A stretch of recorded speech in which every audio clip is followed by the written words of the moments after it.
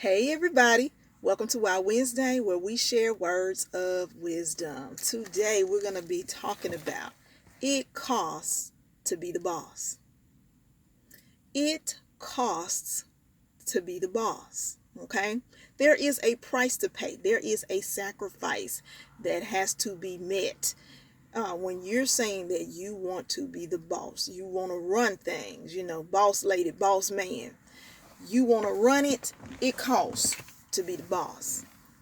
Let me give you some criteria that I came up with. This fell on me today, so I'm going to give these to you. The first one that I wrote on was humility. In order for you to be a boss, a great boss, one who can lead well, you have to show some signs of humility. Okay? You got to humble yourself and be, and this was probably another one that would be a criteria, be a servant. Okay?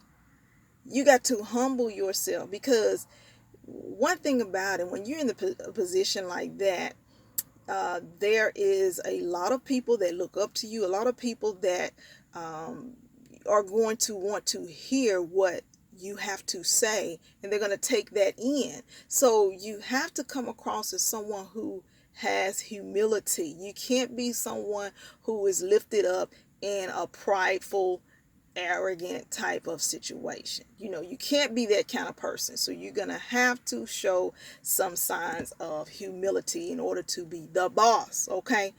And to be a great boss, all right? Because people say, oh, my boss this, my boss that, and a lot of times it's in a negative way.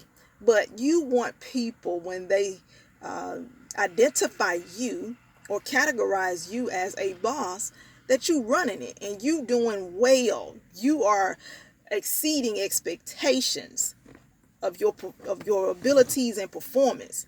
So that's a criteria we need to have in order to be a great boss and a successful boss. Number two, humility, of course. I mean, not humility, I'm sorry. Servanthood. I talked about humility already, but servanthood. You have to be a servant. You have to serve the people. You got to sometimes come down from your seat of authority and get out in there in the communities and find out what's going on with these people, shake hands with them, identify with where they are, see how you can best meet their needs. If you're running a business, same thing. You got to get out there in the face of the people. You got to see what it is that they're wanting. What is it that they need from you in terms of what your product can do for them, what your business can do for them, how it can make a lasting impression on their communities, how it can make lasting impressions on the educational systems or whatever systems that you're trying to connect with.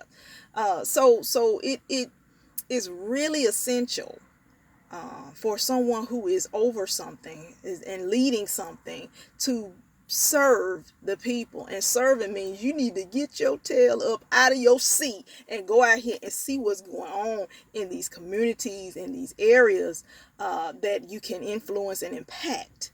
All right, now, in order to be a successful boss, you have to be selfless. You got to think of yourself less and think of people more, because you're in a position where you are impacting the lives of people and generations. Don't just think people, think generations, because you want to leave a legacy. You want to leave a legacy that will continue after you leave the earth. And so if in order for your business, which a lot of franchises, if you look at, McDonald's or KFC, Chick-fil-A, all of these wonderful franchises that were founded by great leaders, they left their legacy and it's continuing, on. And so you got to be selfless when it comes to being a boss. You got to be selfless. You got to think of the people more. You got to think of, how can I get this product out to the consumers? How can I get my message out to the consumers? Because I need people to run the business. And in order for your business to run well, you got to be in relation with the people, and you got to consider the people more so than yourself. So selfless behavior, more about the people, Less about you. Less about what you think. Less about you know your attitude, your disposition, and your feelings. Take your feelings out of it. All right. Now, another criteria. You got to focus on the team. All right. You want a winning team. You want a winning business. You want to be a great successful boss. You got to focus on team, not I. We just talked about that. Not I, but how are we going to get this kicked off? How are we going to hit the ground running? How are we going to impact people? How are we going to help out in the world? Using whatever my product is, or whatever what message I'm trying to convey to the general public. Focus on your team, focusing on building the people that are around you. Because if you build them, you don't have to worry about your business. If you build those people up, your business will take off. You pour into your people, you give them the resources, you give them what they need. And your people, those people that are serving under you, that you're serving, they will be a great asset to your business. They will launch your business to places that you would have not dared dream that it would go. Why? Because it doesn't just take you and your vision. It takes a network of people that are going with you to take your vision to this place, to that place, to the highways, to the hedges, to north, south, east, and west. It takes people, because people get out there and they will launch it. They will help to advertise. They will help to take it to places that, like I said, you would have never even dreamed it would go. So focus on team. How am I going to build my team? How am I going to pour into them? How am I going to make sure that they have what they need so that we can get this thing up and moving? Because if they share your vision, if you pour into them and you focus on them, and you give them everything that they need in order to survive, in order to function, in order to thrive, let me tell you something. They will be your biggest supporters. Why? Because you poured into them. When they were empty and they didn't have anything to give, you poured into them. And then another thing, if you can't do that, find somebody or something for them to plug into to help to build them. Because it may not be you, but it may just be another grouping of individuals that you have trained or developed, or that share your passion, that may be able to pour into them. Or you can connect them to various resources, because there are books out there that encourage people, especially in the area of their confidence and building them up, and just core traits. You can always refer to those books, or you can refer to videos and things like that, just to encourage people. Because in a business, everybody has to share that same drive, in a business, in order for, like I said, it to be successful. And a lot of times people have this great vision and they're passionate about it, but they can't get their people to move along with them. Why? Because they're not building their people up enough for them to share that same heart, that same passion, that same drive.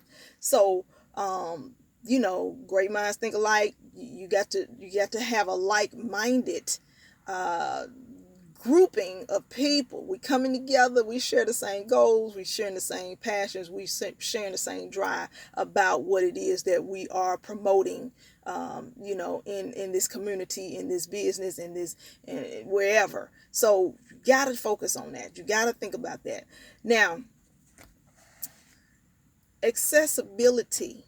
Sometimes accessibility to resources is slim. Some people may not have access to things, but helping them to have access to tools that they need to have in order for them to help you build and launch your business, help you to take it outside of your sphere of influence, your little small box, your little small community, your little small house, or your little small building. You know what I'm saying? To take it even further than that, because you don't just want to be a good business down the street, but you want to be a business that will be lucrative, profitable for not just people down in your community, but others. Networking, where you getting your business out on social media outlets, and you really pushing it, getting it into the face of people, and connecting with people that will help you to get it there. So you got to think about those things. Wisdom. It costs.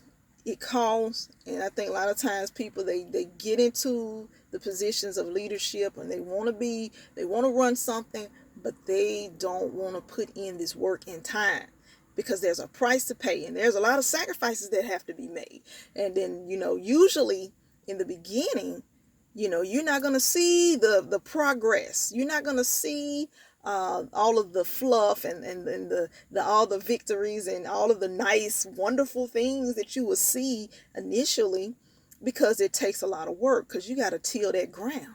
That ground is a little tough. Sometimes, even with your own people, you will feel the pressure. You will feel the lack of support, because then you're in your own environment. So you dig and you plowing in that ground, and it's a hard plow. But sometimes people have to warm up to the idea. Sometimes people have to see some consistency. Sometimes people have to see that, there have been testimonies that have reported that this actually works, or this is good for me, and then everything that, every business is not for everybody. But then you have to have the mindset like this too, that I'm willing to support, because guess what? That's my brother, that's my sister, and I want to make sure I'm supporting Black business, because most of the people that are listening here, we're Black. We're Black Americans, and we are striving. Some of us have dreams. Some of us want to be a boss. Some of us are working in that capacity. We're trying to get there. And so we need the support of our brothers and our sisters, because guess what? A lot of the products that we're selling, a lot of the things that we're doing is catered to our, grouping, our race, Black people, but there are other, there are products that are out there. There are things that we're doing that caters to just not only our group, but outside of our group as well. It's good to be versatile. It's good to, have more than one area to tackle. You want to make sure that you can entice or encourage people to purchase your products or whatever you're selling or doing outside of your own race. You know what I'm saying? Because that's a market. But we Black people, we got to support one another. We got to show more support. I see so many people who are bossing it up now. They are boss man, boss lady. I'm like, man, I am not even hating on you, because I see your drive. I see the people that's behind you, that's pushing you, and I know you had to have poured into them.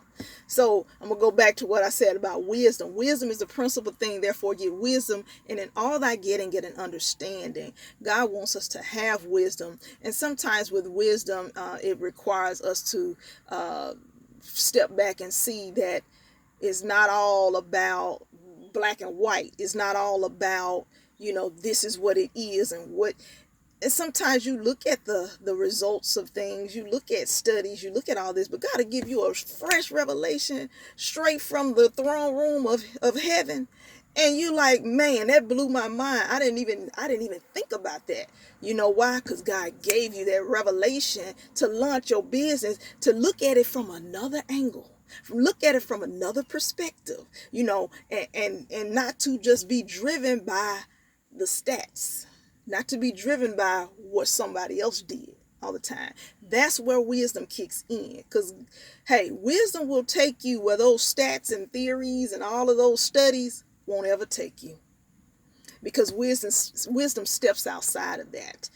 It's almost like the mind of God. And it is, because God grants us that wisdom. And it comes straight from, like I said, the throne room of heaven. You can't beat wisdom. So you got to have wisdom. If you want to be a great, successful boss, you got to have some wisdom. You got to be able to also take constructive criticism. And I think a lot of times with us, because we've been so hurt by people criticizing us and making us feel like failures, making us feel like we're nothing, suppressing us, oppressing us, depressing us, that constructive criticism almost seems like rejection. And people don't like to feel that rejection coming from especially their own. But constructive criticism coming from those who are around you that really love you and really want to see you prosper, that is amazing. That is something that you do not want to deny. That is something that you do not want to dismiss. And I'm gonna give you an example. My sister, I love her, and I listen to her because a lot of times, people won't ever tell you some things that you may need to do, and she has her own mind. She's very outspoken, and she does things her own way. But when she sees that I'm moving in a certain direction, she be like, "Look, Kalia, look, you may want to do it like this," and she's not afraid to tell me, "Or Kalia, you may want to, stop this and do this." And I take it because even though she's 12 years younger than me, I'm open for the constructive criticism, because I know she's not really trying to hurt me in a way. She's really trying to build me up, and I can take it from her. And also I can, take it from others. I've taken it from my husband. He's very good at that too.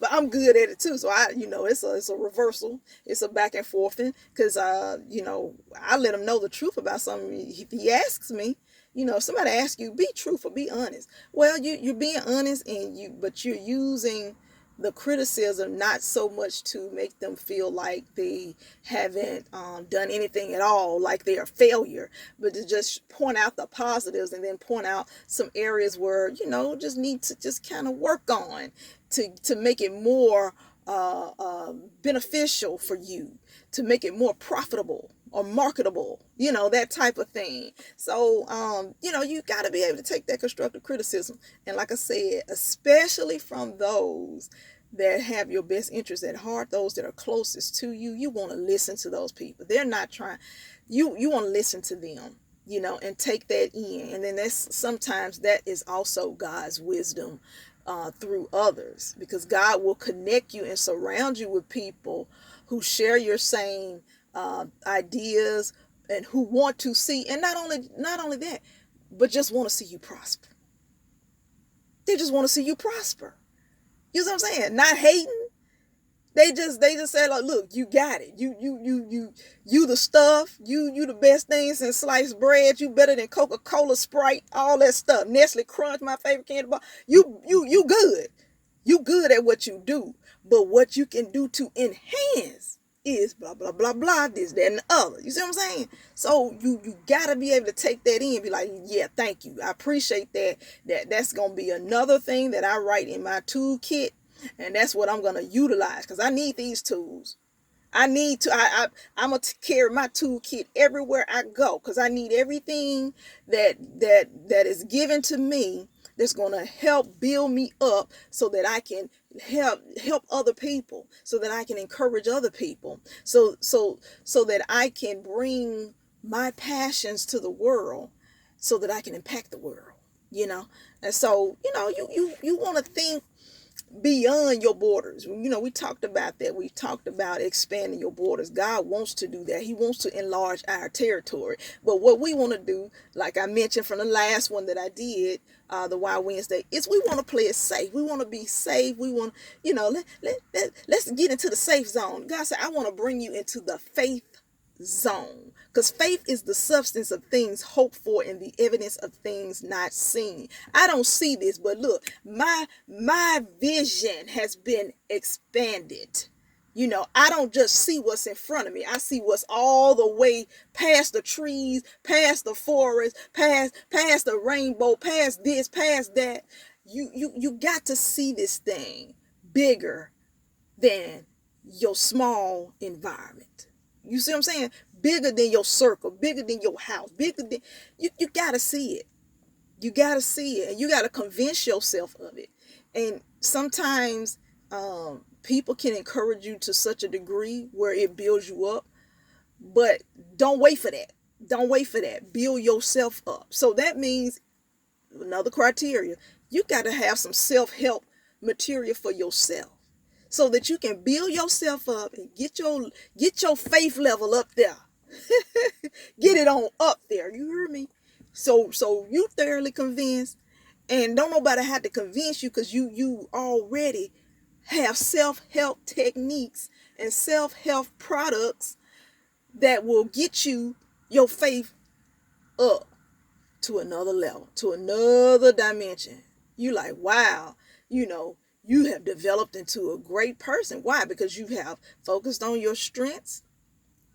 You have focused also on your weaknesses, because you want to strengthen those and you want to master your strengths.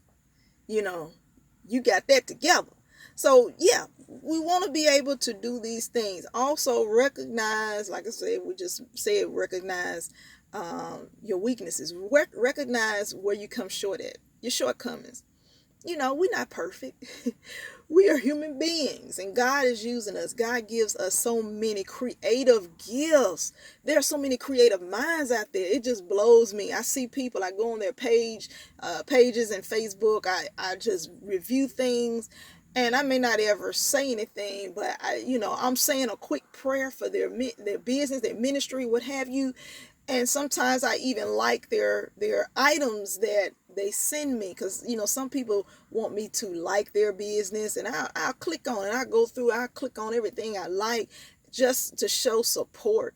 And I always have like, if people ask me about things, I say, well, look, I know somebody that's on Facebook that does this, that, the other. I try to make reference points for people. I throw out the fact that I know somebody may not have ever used your product before. I know somebody that